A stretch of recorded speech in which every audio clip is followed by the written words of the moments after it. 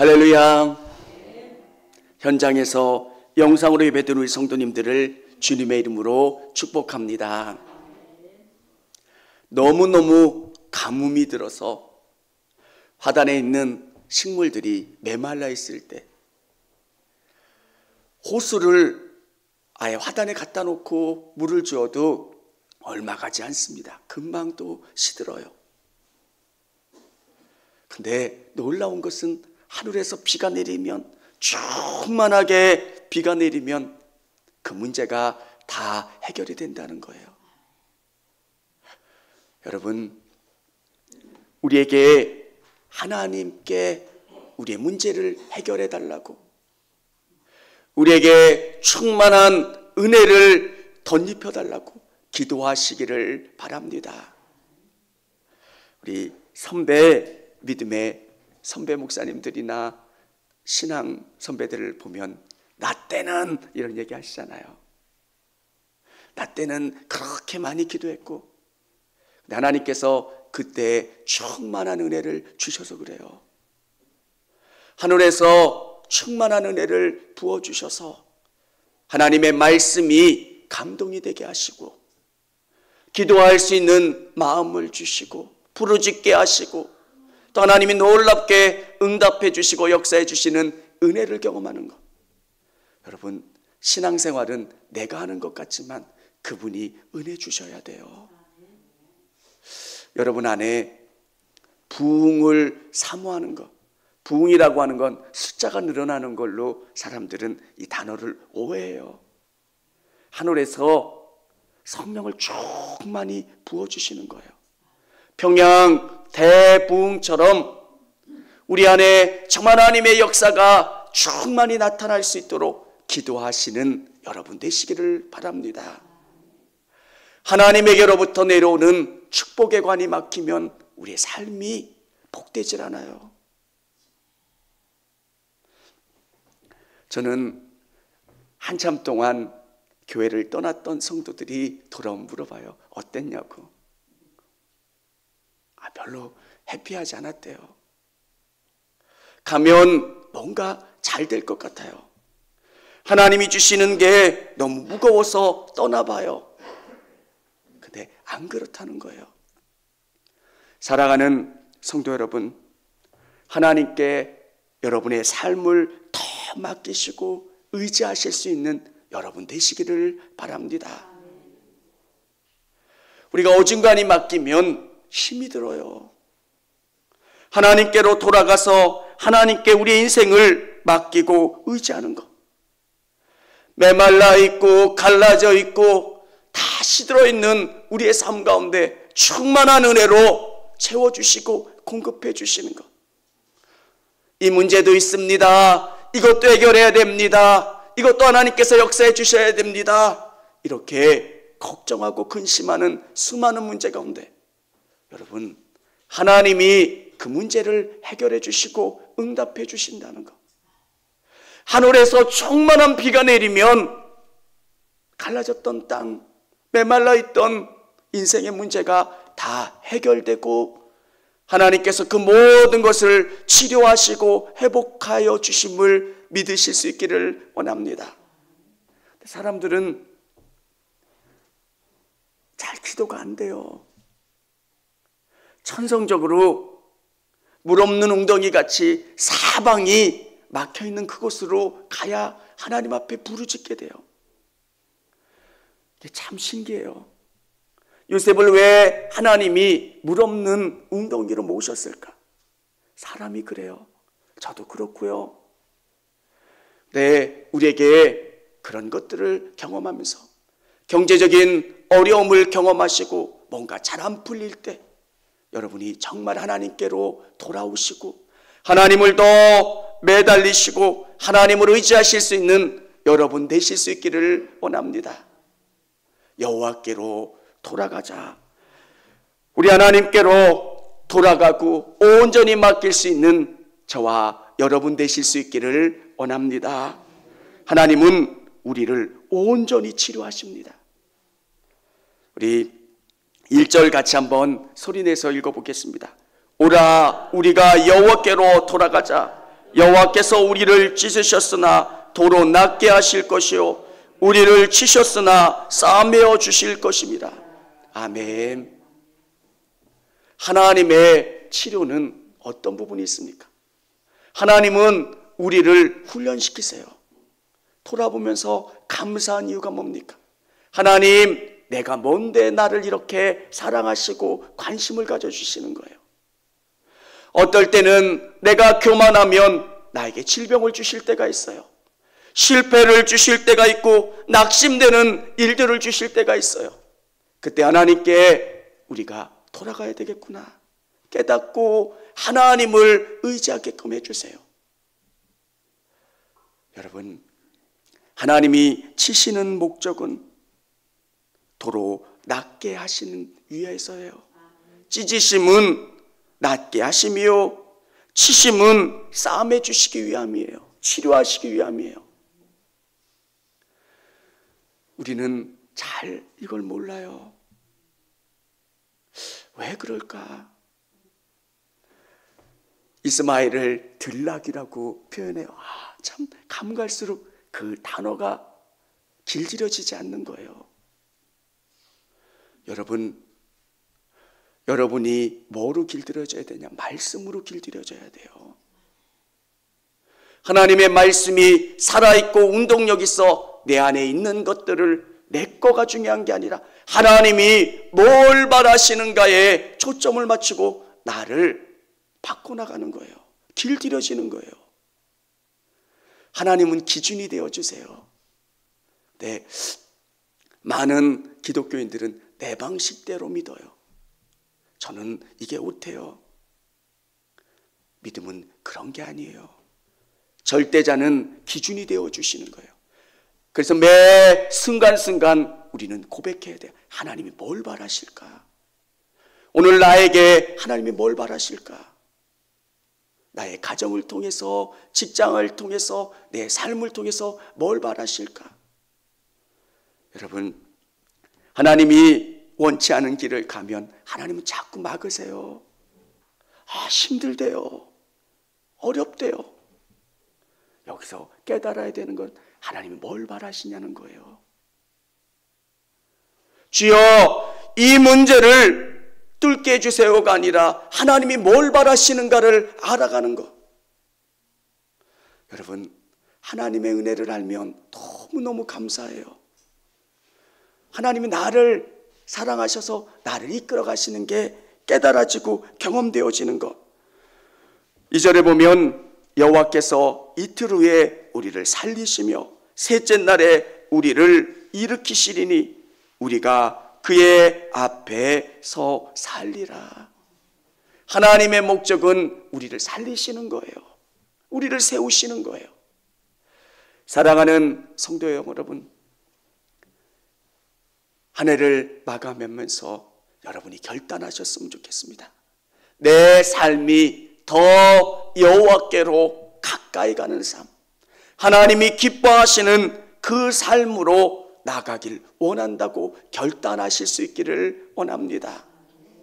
영혼이 잘됨같이 범사가 잘되고 강건한 것, 이건 바울의 기도이지만 하나님이 기뻐하시는 우리의 삶을 살 때 하나님께서 우리에게 복 주시고 선하게 이끌어 가시는 거예요.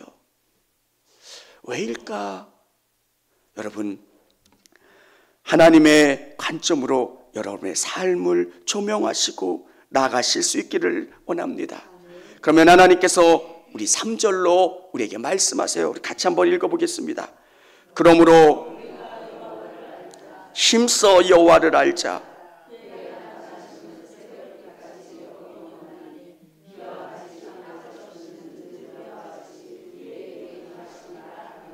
아멘. 새벽빛같이 어김없다는 거예요. 깜깜해요. 문제가 해결되지 않을 것 같아요. 희망이 없어요. 근데 새벽은 반드시 온다는 거예요. 하나님의 때가 분명히 온다는 거예요. 믿는 사람들은 하나님의 일하심을 믿기 때문에 두려워하지 않아요. 저는 성경을 묵상할 때 그 속으로 내가 들어가 봐요. 바울이 광풍을 만났을 때, 와, 죽는 거잖아요. 롤러코스터만 타도 어우 힘든데 그 광풍을 만나는 배 속에 있을 때 언제 이 문제가 끝날지도 모르는 상황 속에 얼마나 초조하고 두렵겠습니까? 네, 바울에게 주시는 확신, 우리에게 주시는 확신이 있기 때문에 그 문제를 뚫고 나갈 수 있게 되는 거예요. 사랑하는 성도 여러분, 그리고 반드시 땅을 적시는 늦은 비와 같이 우리에게 임하시리라. 늦은 비가 와야 풍년이 들어요. 여러분들께서 하나님께로 돌아가고 하나님을 알기를 힘쓰고 의지하시면 하나님께서 새벽 빛같이 우리에게 은혜를 주실 거고요, 늦은 비같이 우리에게 풍성히 내려주실 줄을 믿으시기를 바랍니다. 하나님이 충만히 주신 하나님. 믿음은 하나님을 신뢰하는 거예요. 어떻게? 말씀을 통해서 말씀하신 것. 아브라함에게 약속하셨고 이삭과 야곱에게 약속하셨던 하나님이 수많은 믿음의 제자들에게 약속하셨던 그 약속이 오늘 우리에게 오실 거라고 하는 것. 내게 여호와께로 돌아가면 내 안에 있는 상처들을 치료하시고 믿음 없음을 치료하시고 불신앙을 치료하시고 하나님 앞에 더 나아갈 수 있게 해주시는 것 믿으시고 담대히 나가실 수 있는 여러분 되시기를 바랍니다. 두 번째, 하나님은 우리를 진정으로 사랑하게 하십니다. 우리를 진정으로 사랑하게 하세요. 어떻게? 여기에 보면 우리 4절 보면 에브라임아 내가 내게 어떻게 하랴, 유다야 내가 내게 어떻게 하랴, 이 내가 아침 구름이나 쉬 없어지는 이슬 같도다. 유다와 에브라임, 남유다와 북이스라엘에 있는 이 백성들은 나를 사랑하는 것을 아침 구름 같다는 거예요. 뭔가 구름이 끼어 있는 것 같고 어두운 것 같은데 조금 지나면 쉬 사라진다는 거예요. 여러분, 하나님을 사랑하는 그 마음을 하나님이 주셔야 돼요. 우리의 믿음이 매일 널뛰잖아요. 어떨 때는 하나님 너무 사랑해요. 어느 날은 너무 막 화가 나고 짜증이 나고 불평이 나고. 우리는 이래요. 왜 유다 백성들은 이래요? 우리는 안 그래요. 어느 날은 그냥 구름이 가득 치고 충만한 것 같은데도 그게 안 되는 이유가 뭘까요? 하나님께서 우리에게 사랑을 부어주셔야 돼요. 여러분, 우리 자녀들을 볼 때 사랑하다가도 어떨 때는 화가 날 때가 있잖아요. 자녀들을 볼 때도요. 부모님께 효도하려고 해도 어떨 때는 효도가 힘들 때가 있잖아요. 근데 하나님께, 보이지 않는 하나님께 당장 뭔가 바뀌어지지 않는 그 하나님 앞에 내가 끝까지 사랑할 수 있는 게 뭘까요? 하나님이 내게 사랑을 부어주셔야 돼요. 그분을 생각할 때마다 내 안에 다시금 불붙는 은혜를 경험해야 돼요. 여러분, 목회자라고 이 불이 계속 타는 게 아니에요. 계속 십자가를 바라봐야 돼요. 내가 뭔데 하나님 나를 사랑하시고 나를 여기까지 인도해 주셨습니까? 아내랑 그런 이야기를 했어요. 참 감사하다. 아이들이 여기까지 큰 것도 감사하고 하나님이 돌봐주신 것도 감사하고 아이들이 케어할 수 없는 그런 상황 속에서도 잘 큰 것. 또 하나님이 말씀하시면 얼마나 감사한 일들이 많습니까? 우리 6절 같이 한번 읽어보겠습니다. 나는 인애를 원하고 제사를 원하지 아니하며 번제보다 하나님을 아는 것을 원하노라. 아멘. 예배보다 사랑을 원한대요. 여러분 안에 형식적인 것이 있다면 하나님 기뻐하지 않으세요? 여러분 예배에 집중하시기를 바랍니다. 여러분 딴 생각하지 마세요. 이게 보면, 여러분의 얼굴을 보면 이분들 딴 생각하는 거, 예배에 집중하세요. 정말 이 예배를 통해서 하나님이 말씀하시는 걸 들어야 돼요. 여러분, 하나님 만나는 시간이 얼마나 귀해요. 근데 여러분 안에 목사가 봐도 저분은 지금 딴 생각하는구나 가 보여요. 아니, 강의하는 선생님들도 보인대요. 저 사람 딴 생각하는구나. 제가 골라낼 수도 있어요. 근데 정말이에요. 저분은 어제는 잘 들었는데 오늘은 안 들으시는구나. 근데 하나님은 어떻게 했냐는 거예요. 정말 앉아있는 예배, 아무런 감흥 없는 예배, 하나님 그거 기뻐하지 않으신다는 거예요. 진짜 하나님이 기뻐하시는 건, 하나님 내가 정말 하나님 사랑합니다. 여러분, 그게 가능한 건 여러분 안에 정말 하나님께로 돌아가고 하나님을 알아가고 하나님이 채워주시는 은혜가 있어야 그게 가능하다는 거예요. 그 사랑이 있으면 얼마나 기뻐합니까? 오늘 이 예배를 드리지만 또 돌아가면서 하나님 만나는 시간이 되어야 돼요. 여러분이 장사할 때, 여러분이 직장 생활할 때, 여러분이 가족들과 함께할 그 모든 상황과 상황 속에 하나님 만나는 시간이 되고요, 하나님 은혜 주는 시간이 되어야 되는 거예요. 사랑하는 여러분, 예배는 우리의 믿음을 드러내요. 삶을 통해서 하나님이 어떤 분이신가를 보여주고 증명하는 거예요. 저는 여러분께 말씀드리고 싶어요. 예배의 승리자가 되세요. 예배에 집중하시고 예배 가운데 말씀하시는 하나님의 말씀을 깊이 경험하시기를 바랍니다. 그러면 정말 중요한 건 하나님이 부어주세요. 사랑을. 그러면 예배 가운데 감격이 있고요, 내가 어찌할 줄 모르는 그 감동이 있어요. 세 번째는, 하나님은 우리를 죄에서 거룩하게 하십니다. 죄를 치료하세요. 이스라엘 백성들을 보면서 뭐라고 말씀하세요? 길리앗은 악을 행하는 자의 고울이라 피 발자국으로 가득 찼도다.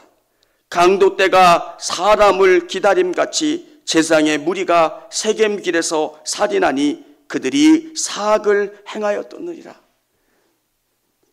여기에 보면 길리앗과 세겜은 도피성이에요. 도피성 안에는 제사장이 있어요. 그리고 제사장이 판단해서 그 사람들을 보호해 주는 거예요.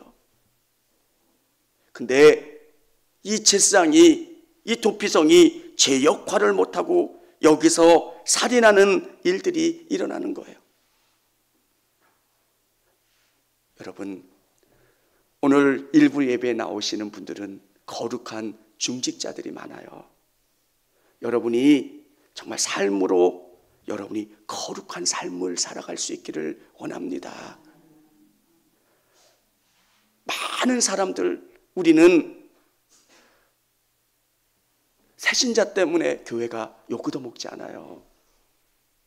저는 목사이지만 두려움을 가져요. 목사 때문에 많이 요구도 먹잖아요.